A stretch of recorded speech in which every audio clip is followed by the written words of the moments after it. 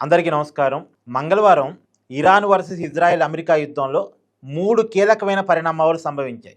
ఒకటేమో ఇరాన్లో ఉన్నటువంటి అణు కేంద్రాల మీద, చమురు శుద్ధి కేంద్రాల మీద అమెరికా దాడులు చేసింది. మామూలుగా ట్రంప్ సీజ్ ఫైర్ ప్రకటించున్నాడు.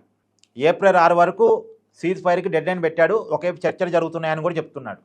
ఏప్రిల్ 6వ తారీఖు వరకు ఇరాన్లో ఉన్నటువంటి విద్యుత్ కేంద్రాల మీద, ఎనర్జీ సెంటర్స్ మీద, చమురు శుద్ధి కేంద్రాల మీద ఎలాంటి దాడులు చెయ్యము అని చెప్పాడు. మరి చెయ్యము అని చెప్పి నిన్న దాడులు చేయటం అంటే ట్రంప్ చెప్పిన మాటని ట్రంపే ఉల్లంఘించడం కింద మనం పరిగణలో తీసుకోవాలి. అంటే ట్రంప్ మాటకి ఇక్కడ విలువ లేదని చెప్పాలి. ఒకవైపు ఏమో సీజ్ ఫైర్ అన్నాడు, ఇంకొక వైపు ఏమో ఇరాన్లో ఉన్నటువంటి అణు కేంద్రాల మీద, చమురు శుద్ధి కర్మాగారాల మీద నిన్న దాడులు నిర్వహించాడు. ఇది మొదటి పరిణామం. రెండో పరిణామం, ఇరాను వాళ్ళ పార్లమెంట్లో ఒక చట్టాన్ని తీసుకొచ్చుకుంది. ఇక ఇవాళ నుంచి ఏప్రిల్ 1వ తారీఖు నుంచి హార్మోజ్ జలసంధి నుంచి ఏ దేశ నౌక రావాలన్నా సరే ఇరాన్కి టోల్ కట్టాలి. మన కరెన్సీ ప్రకారం 19 కోట్ల రూపాయలు టోల్ కడితేనే వాళ్ళ నౌకను ఎలో చేస్తారు. పైగా టోల్ కట్టినా సరే అమెరికా, ఇజ్రాయెల్ నౌకలకి హార్మోజ్ జలసంధి దగ్గర ప్రవేశం లేదట. పూర్తిగా అమెరికా, ఇజ్రాయెల్ నౌకను నిషేధించారు.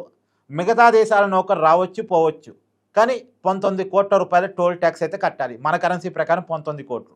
అది కూడా మామూలుగా ఏంటంటే ఒక దేశం ఇంకో దేశానికి చెల్లింపులు చేసేటప్పుడు డాలర్లలో చెల్లింపు చేస్తారు.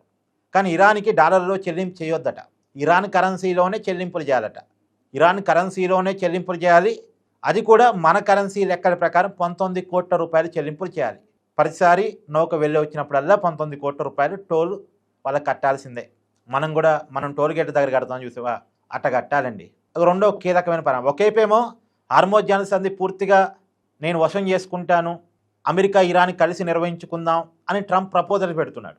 ఒక టైంలో అయితే అసలు హార్మోజ్ జలసంధి కాదు, దాని పేరు కూడా మార్చేస్తా, ట్రంప్ జలసంధి అని కూడా ట్రంప్ చెప్పాడు. హార్మోజ్ జలసంధి కోసం అమెరికా పట్టుబడుతున్న సమయంలో నీకు అసలు ఇచ్చేదే లేదు, అది పూర్తిగా మా ఆధీనంలో ఉంటుంది, పైగా అటువైపు నీ నౌకరు రావద్దు, వేరే దేశాల నౌకలు వచ్చినా సరే మాకు టోల్ కట్టాల్సిందే అని ఇరాను ఒక రకంగా గట్టిగా అమెరికాకి కౌంటర్ ఇచ్చారా ఈ చట్టం చేసింది. అంటే ఇప్పటివరకు అమెరికా హార్మోజ్ జలసంధిని మేము ఆక్యుపై చేసుకుంటాం, ఇరాన్తో కలిసి మేము నిర్వహిస్తాం అనే టాక్స్కి అవకాశం లేకుండా ఒక చట్టాన్ని తీసుకొచ్చినట్టు లెక్క చేసుకోవాలి. అంటే అమెరికాకి గట్టి షాక్ ఇది. ఐ డోంట్ కేర్ అని చెప్పినట్టు మనం లెక్కేసుకోవాలి ఇది. అంటే ఇరాన్ అమెరికాకి ఐ డోంట్ కేర్, హార్మోజ్ జలసంధి పూర్తిగా నాదే, అక్కడ కూర్చుని డబ్బులు వసూలు చేసుకుంటాను కూడా చెప్పింది. ఇది ఎందుకోసం వసూలు చేసుకుంటున్నాం అన్న దానికి కూడా ఇరాను వాళ్ళు ఇచ్చుకున్నటువంటి ఏంటంటే ఇరాన్ నాశనం అయిపోయింది యుద్ధం వల్ల, మేము రికవరీ కావాలి కాబట్టి, మాకు డబ్బులు కావాలి కాబట్టి మేము టోల్ వసూలు చేసుకుంటామని వాళ్ళు చెప్పుకున్నారు. సరే, దాని ప్రపంచం ఎలా చూస్తుంది అనేది రాబోయే కాలం చూడాలి. ఇక మూడవ పరిణామం ఏంది అంటే ట్రంప్ వాళ్ళ డిఫెన్స్ సెక్రటరీతో మాట్లాడిన మాటలకు వైరల్గా మారాయి. యుద్ధాన్ని 2 వారాల నుంచి 4 వారాల్లో ముగిస్తాను అని చెప్పేసి ట్రంప్ చెప్తున్నాడు. మరి హార్మోజ్ జలసంధి మీద క్లారిటీ లేకుండా, ఇరాన్ వాళ్ళ ఆక్రమణలో రాకుండా ఎలా ట్రంప్ ముగిస్తాడు, ఎగ్జిట్ పాయింట్ ఎక్కడుంది అనేది తెలియదు. అందులో ట్రంప్ మాట నమ్మొచ్చా అంటే నమ్మలేం. ఇందా చెప్పాను కదా, ఒకవైపేమో సీజ్ ఫైర్ ప్రకటించాడు, ఇంకొక వైపేమో ఇరాన్లో దాడులు చేస్తూనే ఉన్నాడు. అంటే ట్రంప్ మాటకి ఇక్కడ విలువ లేదు. కానీ ట్రంప్ అయితే 2 వారాల నుంచి 4 వారాల లోపల యుద్ధాన్ని ముగించాలని చూస్తున్నాడు అని చెప్పేసి అమెరికా కథనాలే రాస్తున్నాయి. అంటే దానికి కారణాలు ఉన్నాయండి. అమెరికాలో ట్రంప్ మీద వ్యతిరేకత వస్తుంది, అమెరికా మిత్రదేశాలు కూడా ఒత్తిడి తీసుకొస్తున్నాయి, గల్ఫ్ నాశనం అయిపోతుంది, ప్రపంచంలో చమురు సమస్య వస్తుంది, గ్యాస్ సమస్య వస్తుంది. చూసాక మన దేశంలో నిన్న గ్యాస్ సమస్య ఎంతగా వచ్చిందో. ఇవాళ కూడా గ్యాస్ రేట్లు పెరిగాయి, 195 రూపాయలు ఏమో పెంచినట్టున్నారు కదా. ఇది రెండోసారి పెరగటం. కమర్షియల్ గ్యాస్ని 195 రూపాయలు పెంచారు, డొమెస్టిక్ పెరగలేదు. డొమెస్టిక్ పోయినసారి పెరిగింది, 60 రూపాయలు ఏం పెంచారు.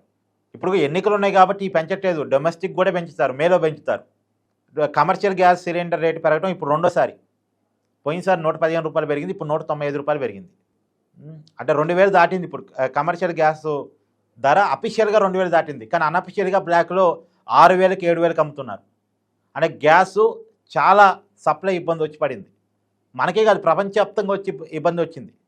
ఇంకా మన దేశంలో ఎన్నికలు ఉండటం వల్ల ఆయిల్ రేటు పెంచట్లేదు, కానీ ప్రపంచవ్యాప్తంగా పెట్రోల్, డీజిల్ రేటు విపరీతంగా పెరిగిపోయాయి. అమెరికాలో 40% పెరిగాయి, బంగ్లాదేశ్లో 60% పెరిగాయి, పాకిస్తాన్లో 50% పెరిగాయి. అంటే ఉన్న ధరలతో పోలిస్తే 50% వరకు పాకిస్తాన్లో, బంగ్లాదేశ్లో, ప్రపంచం అంతా ధరలు పెరుగుతున్నాయండి. అంటే వన్స్ పెట్రోల్, డీజిల్ పెరిగాయంటే ట్రాన్స్పోర్టేషన్ కాస్ట్ పెరిగిద్ది, కాస్ట్ ఆఫ్ లివింగ్ పెరిగిద్ది.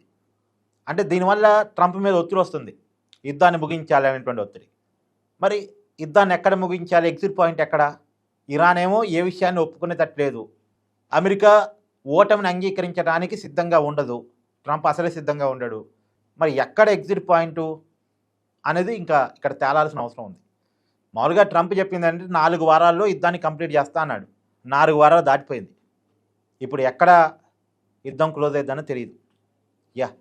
అంటే ఈ 3 కీలక పరిణామాల మీద మీ అభిప్రాయాన్ని కామెంట్ చేయండి. Thank you.